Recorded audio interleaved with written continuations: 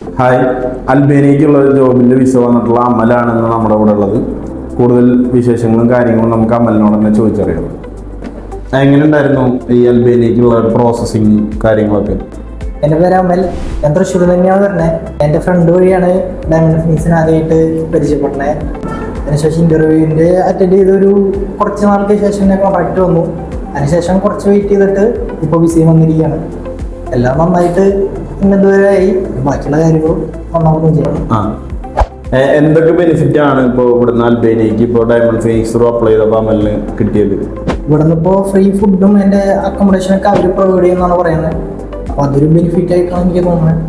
കാരണം മറ്റുള്ളവരെ അപേക്ഷിച്ചിട്ട് ഇനിയിപ്പോൾ അവിടെ ചെല്ലുമ്പോൾ ചില സമയത്ത് ചില ഏജൻസിക്കാർ പറയുന്നത് നമ്മൾ അക്കോമഡേഷൻ എടുക്കണം, അല്ലെങ്കിൽ നമ്മൾ ഫുഡ് ചെയ്യണം. ഇവിടെ ഓപ്പോസിറ്റ് ചെയ്യണം പറയണേ, ഫ്രീ ഫുഡും ഫ്രീ അക്കോമഡേഷനാണ് പറയുന്നത്. അപ്പോൾ അത് നമുക്കൊരു ബെനിഫിറ്റാണ്.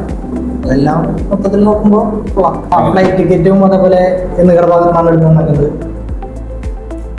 മൊത്തത്തിൽ ഹാപ്പിയാണ്. മൊത്തത്തിൽ ഹാപ്പിയാണ്. അപ്പൊ ഇനി ആരെങ്കിലും പോവാണെങ്കിൽ അതെ ഇനിയിപ്പോൾ ആരെങ്കിലും പോകാണ്ടെങ്കിൽ എൻ്റെ ഫ്രണ്ട്സിനോടൊക്കെ ഞാൻ പറയും ബാക്കിയുള്ള കാര്യങ്ങളൊക്കെ.